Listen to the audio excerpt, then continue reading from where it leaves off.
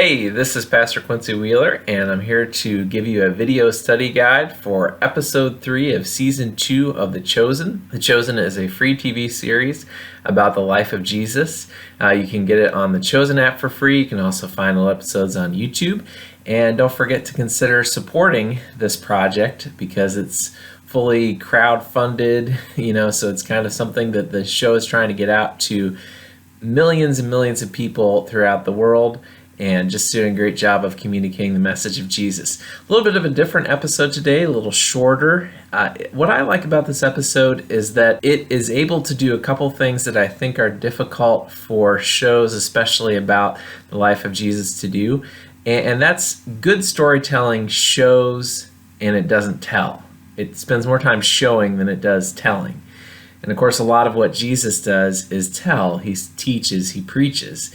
And a show about Jesus wants to present you with his teaching as well as some good theology.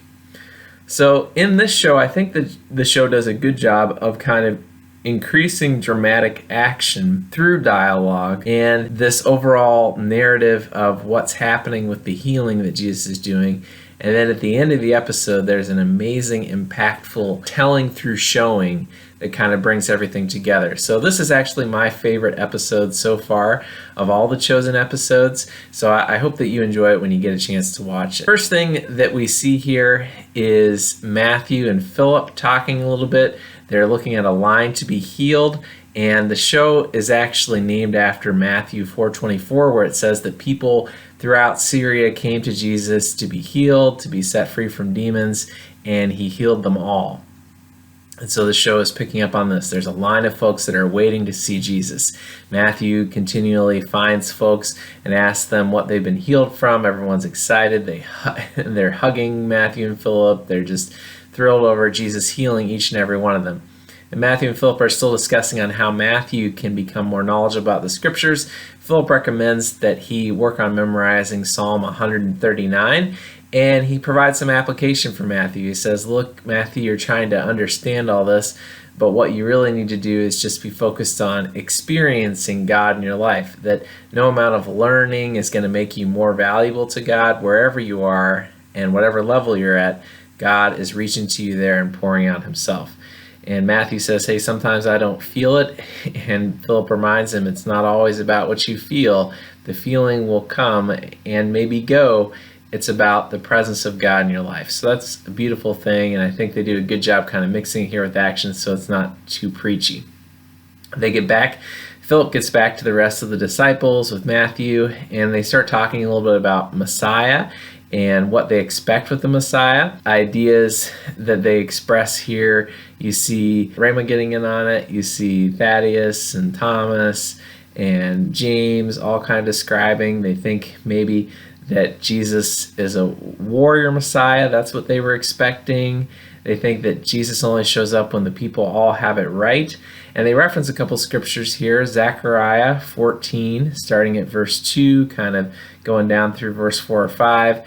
This prophecy of the Messiah coming and setting the people of Israel free and setting his feet on both sides of a mountain and defeating all the nations. This warrior Messiah image that they kind of applied to the idea of God's chosen one coming. They talk about this intertestamental book, which isn't included in the traditional Bibles, but the Jewish people would have been familiar with, Psalms of Solomon, chapter 17, verses 32 through 36. It talks about how the Messiah comes when the people are righteous, when the people are holy. And so there's some great insight here from Mary, who says, I don't think Jesus is waiting for us to be holy. I think he's here because we can't be holy without him.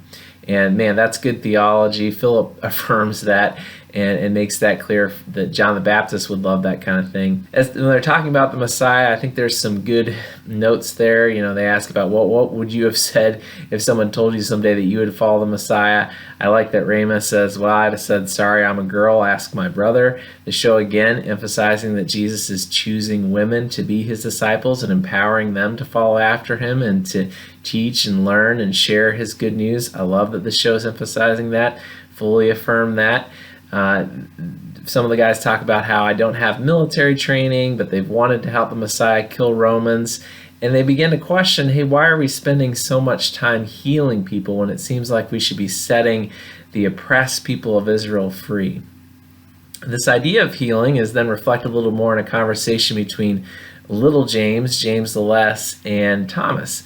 Thomas gets up the courage to ask him and say, hey, what exactly is your malady, and why hasn't Jesus healed it? And James says that he's got this paralysis and he just hasn't felt up to asking Jesus about it because he feels like it would change their relationship. And I think there's something beautiful about this, that there's this idea that Jesus might not choose to heal each and every person. He might have something that he wants to demonstrate about himself and his love in our lives by allowing us to continue to live with a condition like the one that James has. And then also in James, that he just has this kind of fear of bringing it up before Jesus, of presenting Jesus all of his concerns and everything that's on his heart and mind. How many of us have felt that, and maybe even feel that today? And this show is kind of encouraging us to think about, well, am I really presenting my whole person to Jesus and trusting him to securely guard who I am and bring me to where I need to be? Then we get to this image of Mary, the mother of Jesus, showing up. The people are excited, the disciples are excited to see her, and they begin talking about Mary and her experiences with Jesus. I like the little reference here that Mary has to caring about John the Baptist, who's a cousin of hers, a son of a cousin of hers. And they begin talking about mistakes and guilt. Mary gives this great image of saying what she thought it would be like when Jesus was born, and instead it was just so normal and commonplace. He was cold, he was crying, he was covered in everything that a baby's covered in after a baby is born, and she had to clean him off. Man, that is a beautiful scene. It brings me to tears just thinking about Jesus being put in that situation, and it's said so well here when Mary says, he needed my help. God put himself in a situation where he needed human help. How amazing is that? I also love the brief little moment here as Mary leaves the fire. She says to Matthew, can I take your plate? And what a great little moment that is to illustrate the servant mindset that Jesus has, which he learned from his mother and from his father. They even talk about how Joseph has passed away, and Thomas says he wants to talk to Jesus about that. I think the show's probably going to deal with that at some point, of Jesus' dad dying. That's kind of unexpected. How did Jesus process that grief? So something to think about there. And then they begin talking about what it meant to be in school. All of them say, well, we didn't really go farther than we had to in school. Some of them are more rule followers, some of them are not, but they've all had this common experience of being Jewish and following the law. This great gift of God in the law, and yet the burden of following after that law. This great gift of being God's chosen people, and yet the burden of going through the trials and the oppression that have been associated throughout time with being God's chosen people. This occupation that they think that God would want them to be dealing with, but instead they're spending time healing people, and healing people from Syria, people who aren't even Jews, probably a lot of them that are in that line. And then this whole scenario finally turns its attention back to Matthew, as Simon and Andrew and James and John begin to ask Matthew about how he has even been a part of the Jewish people, because he turned his back on these people to work for the Romans and collect taxes from Jewish people. And it made their lives incredibly hard. It made Peter, Simon's life so hard, and his brother Andrew's life so hard, and caused friction and conflict between them. And Simon says, I'm just not going to forgive you for that, because you haven't really experienced what it is to be Jewish, what it is to be the chosen people like we have. And then there's this escalating conflict and just this upset, and you can feel the angst about the oppression that the people of Israel have experienced and the division that's been caused between them. And in the middle of that moment, Jesus appears, and everything stops. The music stops as Jesus, panting and out of breath, exhausted from a full day of healing people, just comes back to the fire and briefly raises his hand and says goodnight. And then, just in pain, as he's been on his feet all day and been dealing with people all day, goes over to his tent, and his mother comes over to wash his feet. And then Jesus goes and begins praying the traditional Jewish prayers to go to sleep, to put his mind at peace before God, and end scene. So powerful. It brings me to tears every time I watch this, to think about how many times I've been caught up in arguing, in worrying about mistakes and guilt, in trying to fix things the best that I can and thinking about who I resent and who needs to get their act together, instead of just focusing on serving and pouring out my life as Jesus does, and Jesus as he's called me to do.